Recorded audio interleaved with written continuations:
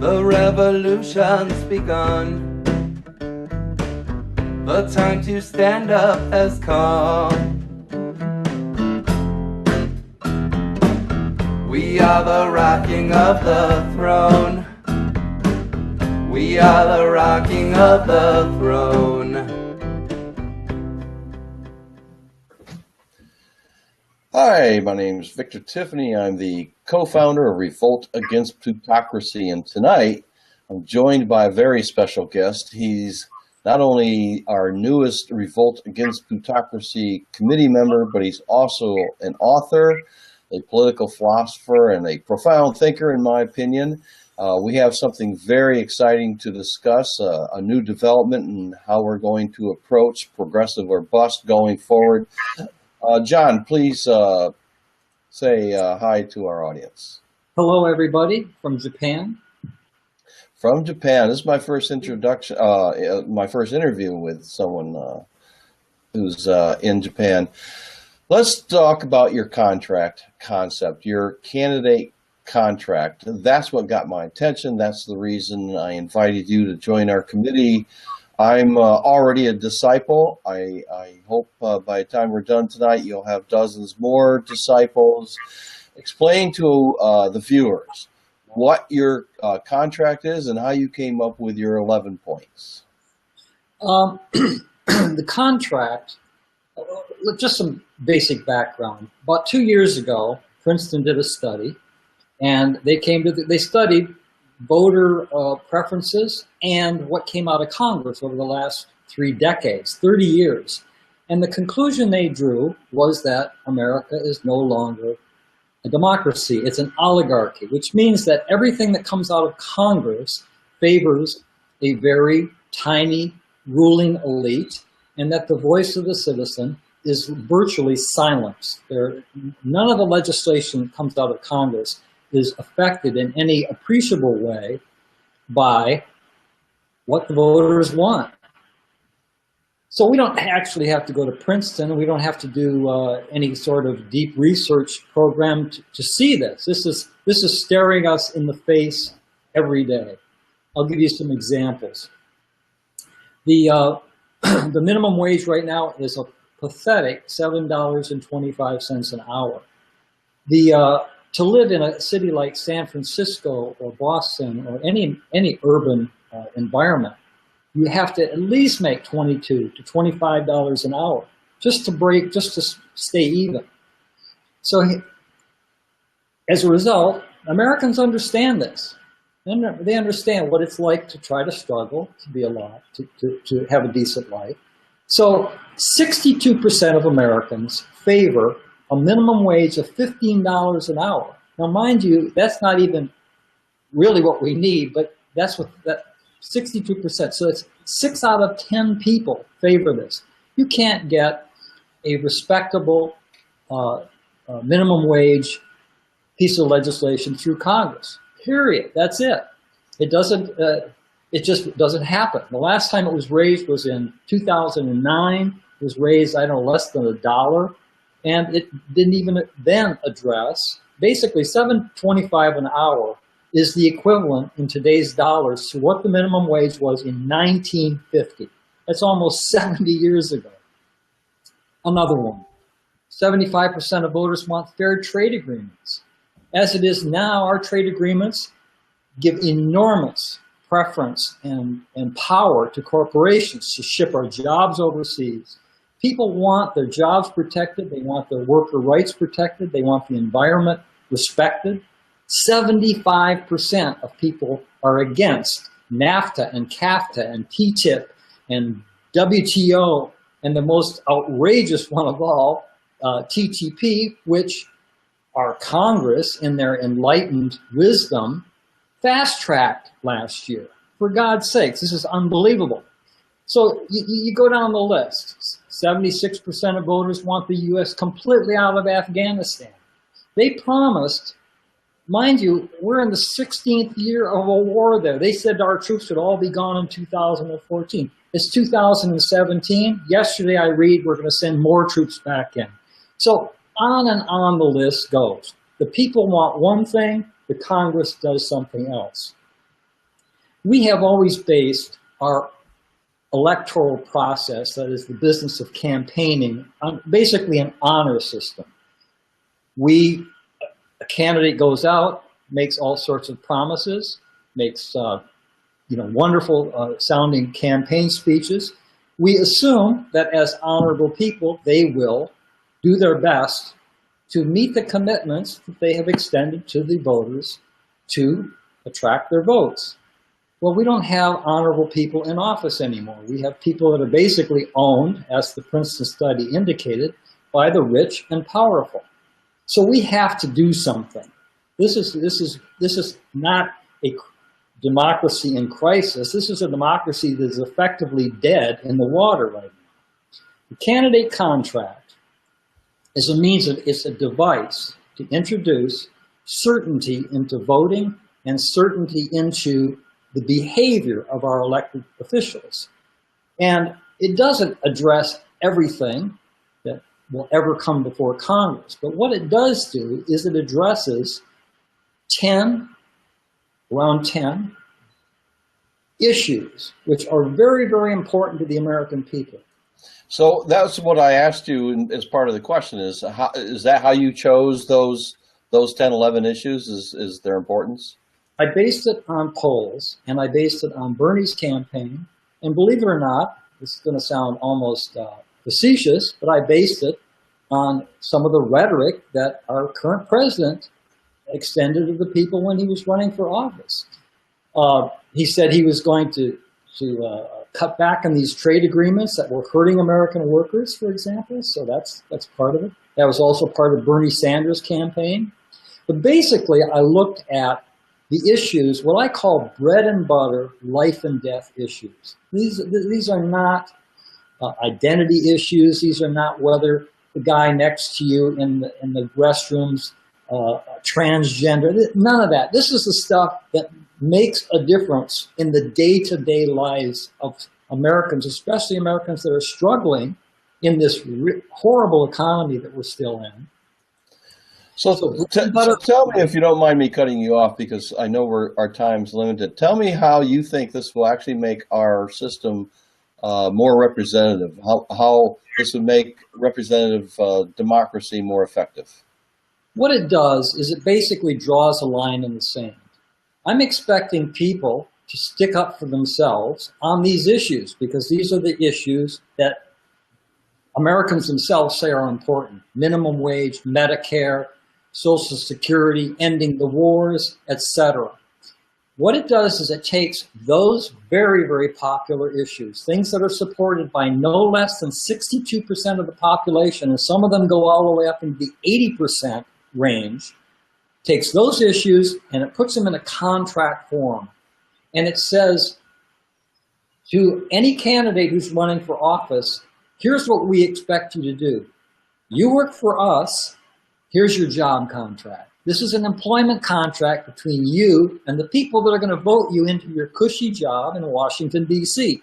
We're going to make sure this time you don't forget about us, because it's going to be in black and white and it's going to be in writing.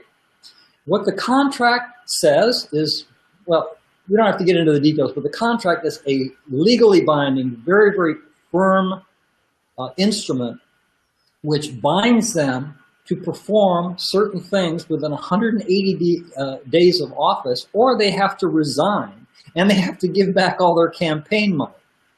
And so this then begs the question on day 181 or 182, for any candidate who signed this contract, goes to Washington and falls short on 1, 2, or any number of these agenda items on the contract, who then goes to court? What's the mechanism to actually compel this representative to step down from office, and then of course there'd have to be a special election? Who initiates that lawsuit? Two answers to that question. The first answer is, to get it into court is merely a matter of conducting a referendum saying, our elected representative has broken his contract, we wish to initiate a class action lawsuit. And the damages on that lawsuit would be set in the trial. The real answer to the question is it's never going to go to court. Any candidate who would sign a contract like this, then go to Washington, D.C. and violate the terms of the contract are not that difficult. Is all they have to do is introduce and support legislation in favor of these things. They don't have to stand on their head and juggle. They just have to support these things in a very proactive way on the floor of Congress. So to my second answer, any candidate who would sign this contract to get elected and then go into office and violate the terms of that contract is committing political suicide. So I say to people when they ask me this question, this legal question about adjudication, this contract is really adjudicated in the court of public opinion. This candidate's career would be over forever. And I don't think any candidate is that stupid to do that. Well, actually, considering the current complexion of Congress. Yeah, don't forget who's been in Congress over the years. Maybe there are. But here's what I suspect. I suspect that the establishment, okay, so you have a race. Let's just take it down to a race in a congressional district. Let's say the contract just has one item, even though it has 10. Raise the minimum wage, okay? A candidate over here, a guy that's for the people, says, sure, I'll sign it. The contract is presented to the Democratic, the establishment Democrat, the Republican running for office. They say, no, I don't need a contract. I mean, the people know me, blah, blah. They're probably, in fact, I would say 99% sure they're not going to sign it. For the main reason, because a lot of the things that are in the contract will completely alienate all of their traditional donors. All of their big corporations and big banks and Wall Street donors are not going to give them money to go into office and do what's in that contract. This contract is oriented towards serving the people, not serving the special interests and the ruling elite. So that's my answer, is that... I've asked the local candidate here who's going to be running in the Democratic primaries to challenge Tom Reed here in New York's 23rd district. I've asked him to sign it, and I've suggested he could use this contract as a cudgel, not only in the general election against Reed, but against his opponents in the Democratic primary. Right? He could actually beat him with it. Look, I signed this contract.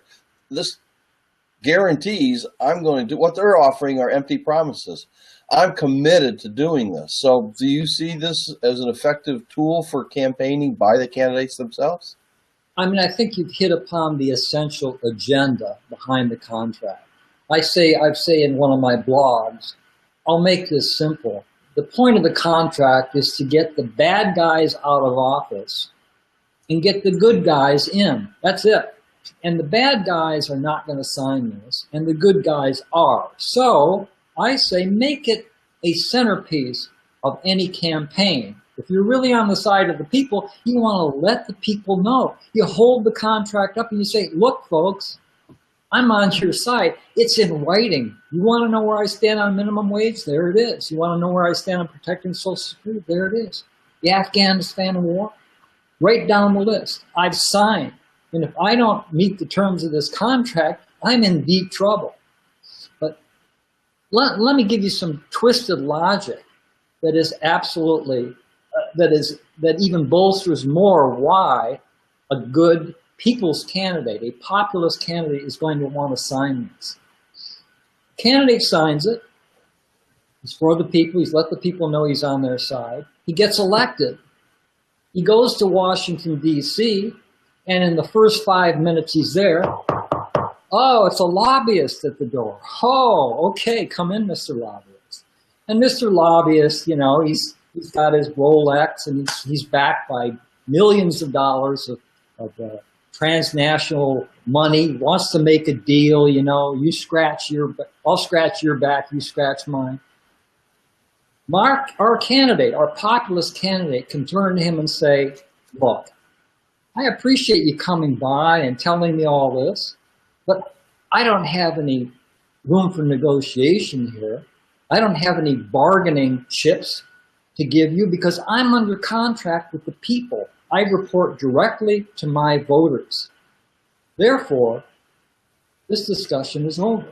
So it's really, it actually does, it gives not only a tool to the voters in terms of deciding who is really on their side and who they should vote for, it's also a tool in the hand of a legislator who, when he gets inside the DC bubble and gets in that cage fight that goes on there with all the wheeling and dealing and money and favors being promised, he can just say, look, negotiation is not an option. I report to my voters directly. I have a contract with them. End of story. So let me bring up another subject. We have about 4 minutes left, and I have 2 more questions. So very quickly, you know our organization was the Bernie or Bust, and you know we're going to proceed forward with a generic progressive or bust effort. We're going to start to organize in 435 congressional districts around the country. You mentioned to me earlier in the week in an email that this contract will weaponize our leverage strategy. What did you mean by that? What it means is it gives basically what you said earlier. Number one, it gives a very definitive ruling on which candidate running for office is serious about serving the people. You put it in black and white, you put it in writing, you put it in a legally binding contract. So that's one thing. But as you pointed out, this is a tremendous, tremendous weapon for vilifying your opponents. You can literally taunt your opponents, and you can actually create campaigns around it. I don't mean anything vicious. I'm talking or slanderous. I'm talking about dealing with issues, not personalities. Well, it's a tactical maneuver. It's a brilliant tactical maneuver if the candidate can embrace this and understand it. The Republican who wants to privatize Social Security, you just get a bunch of old people with their walkers and T-shirts saying, why won't you sign the contract to protect my Social Security? There it is. There's the question. You're not saying anything mean or impersonal. You're saying, why won't you sign on the dotted line and prove, you know, in your speeches, you always say, oh, the old people are the treasure of our country and we love our old people. But either you sign the contract and protect my Social Security, or I'm going to vote for him because he did. So it becomes a very, very, shall we say, an ultimatum, a line in the sand, which gives, number one, voters a very clear choice, and number two, it gives a populist candidate a device for campaigning effectively, which, lacking the money that these establishment candidates have, they need everything that they can get their hands on in order to, you know, take on the competition.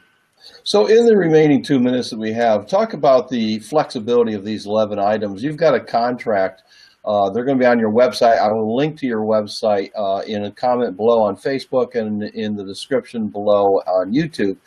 I'll provide a link. But are these firm and fixed, these 14 points? Has it got to be $15 an hour? Can you tell us how flexible those are and how activists, grassroots activists, can change or modify these to suit their situation, and specifically how they shouldn't change them to suit their personal wants and needs, or you know, idiosyncrasies. Obviously, I'm pushing a populist progressive agenda here, but you know, the word progressive has been so mutilated nobody knows what it means anymore. So I'll say populist agenda. Populist means for the people. Now, every district is going to have its own unique characteristics, and I want the contract to be the most democratic instrument that's ever been introduced into the process. That means that, let's say you're in a district where you know, a huge number of the voters are college students or parents of college students. The more important issue in that particular district would be forgiveness of student debt, getting this whole student loan thing. Put that in the contract. If that's a decisive issue that separates a populist candidate from his opponents, put it in the contract. you may not want to emphasize other aspects. I think the contract should be lean and mean, and it should address the needs, values, and priorities of the people in each voting jurisdiction. So there you have it. I hate to cut you off. We're up to 20 minutes now, but that's basically the beginning of the end of oligarchy. We're going to transform the United States into a genuine representative democracy, and we're going to do it with a contract, and we're going to use leverage, basically telling Democrats, you got to vote for this progressive candidate who has signed this contract, or we're not going to vote for you come November. I mean, that's another nice thing about the contract. It provides leverage in itself. We're not voting for any candidate who refuses to sign this contract. John, thanks for joining me tonight, and we look forward to working with you in the coming months. Arigato. That means thank you. Revolt Against Plutocracy won't just be covering the news about the necessary revolution in the United States. Sometimes we'll be making the news. If you want to stay on top of the revolutionary actions and strategies of grassroots, genuine progressives, and our allies, please subscribe to our YouTube channel today.